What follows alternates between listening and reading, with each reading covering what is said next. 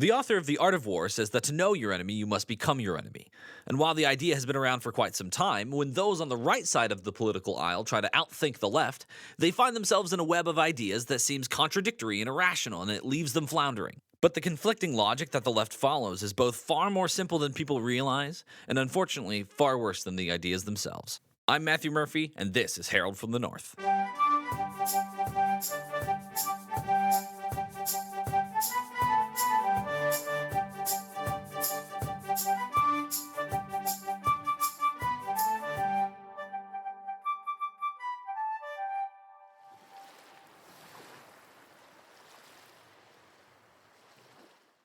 If someone comes to you with a question and before you respond with your answer, you might think about asking them why they're inquiring in the first place. Not to dodge the question itself, but because understanding what motivated them to ask it helps you to give a more effective answer. And this is especially true in political discourse. Many Republicans and even some conservatives are surprised when the left suddenly begins to support an idea or an action that they previously seemed dead set on opposing. One minute they're crying defund the police, and then the next they're lauding them for their heroism. Or they're saying that abortion should be safe, legal, and rare, and then quickly moving on to it's a fundamental right to kill babies in the womb. Or even the wild paradox of a Queers for Palestine group. And while it's not uncommon for individual politicians to lie about their agenda, this is different. This is when an entire group of people says that they're willing to die for a cause in one breath, and then entirely abandon it the next. Because of this, the average American doesn't know who to believe, and the average Republican is stunned while trying to make sense of it all and falling into the trap of the left. We have to begin by trying to find the through line, the thing that connects all of their reasoning. Analyzing someone's beliefs typically involves learning the underlying principles that they build their worldview on, and then applying those principles to the moral and ethical questions that arise. But when you search through the content of the left's beliefs, it seems impossible to find any consistency in how they form their opinions. How can a politician be an advocate for defunding the police and then use taxpayer dollars to surround themselves with security 24/7? How can they argue that a fetus isn't a baby, unless a mother wants to keep it, and then it suddenly becomes one? How can a lesbian be an ally of Hamas when they would unquestionably dispatch her as soon as they had the opportunity? And because it's so confusing, it's tempting to throw your hands up in the air and declare that there is no reasoning behind the actions of the left and should just move on. And were that to be the case, it would be grounds enough never to believe a word they say, but more to the point, how could there possibly be a consistent thread running through all of these scenarios? And yet, if you watch them when the winds of public opinion change, it becomes clear as day. Simply put, it's about power, and doing whatever it takes to attain it. The way they approach these topics is to play the angle which best suits their end goal. And this desire for control isn't limited to gaining political influence. It's about getting to the point where they can exercise their will in any situation without retribution.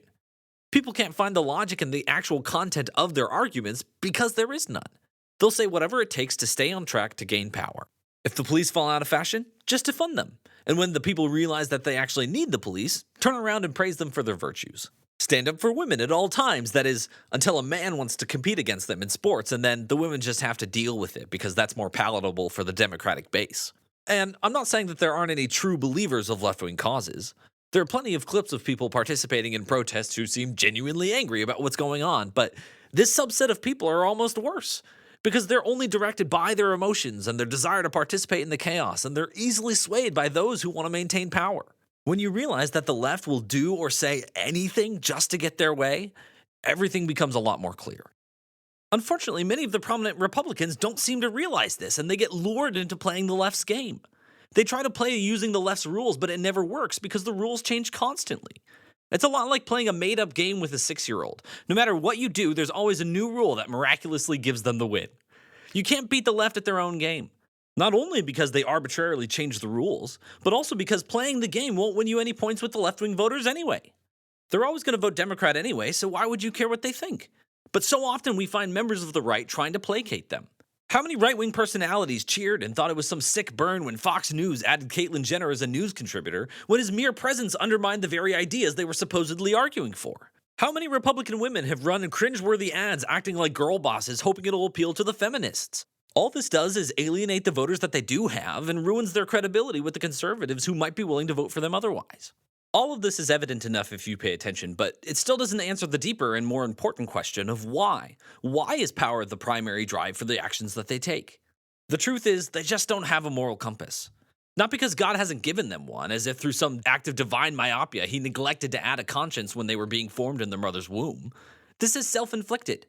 They've taken common wisdom and exchanged it for a self-edifying ideology, meaning that they feel no guilt over their actions or suppress it when they do. Their entire lives are centered around one thing: themselves. Even though this deceit happens on a regular basis, people who understand that there's such a thing as right and wrong struggle to understand the left. It's hard to fathom being able to entirely dismiss the gnawing sense of guilt that we feel or to constantly satisfy your own desires. And it also means that people can be tricked into trusting the intentions of the progressive left by assuming that they hold similar fundamental beliefs when in fact they do not. And I acknowledge that there's always exceptions to the rule.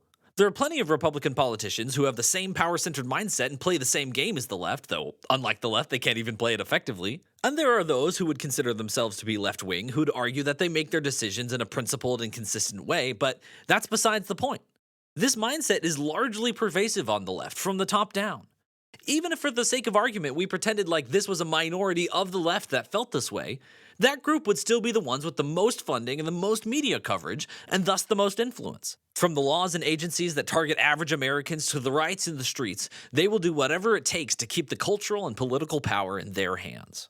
We cannot be surprised when amoral people do immoral things. And it's all well and good to observe and to criticize and even draw attention to the contradictory logic on the left, so long as it doesn't trick us into playing their game by their rules. Come hell or high water, the best tool that we have is to ground ourselves in truth and to live lives consistent with our beliefs. This is the only thing that can stand up to the manipulation of the left. They don't just play on people's emotions because it's convenient, they do it because it works. When someone is guided by nothing more than a desire for power and control, they'll go to any lengths to fulfill it. I know it's a distasteful realization, but we have no other choice. If we stop assuming that they're making their arguments in good faith, we can go forward knowing that, for the far left, the ends always justify the means. That's all I have for today. Thanks for listening, and until next time, farewell.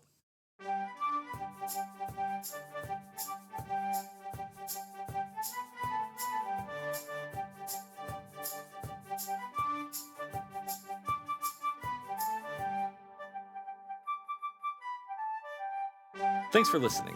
Remember to use the links in the description to follow me on social media and wherever you get your podcasts so that you never miss an episode.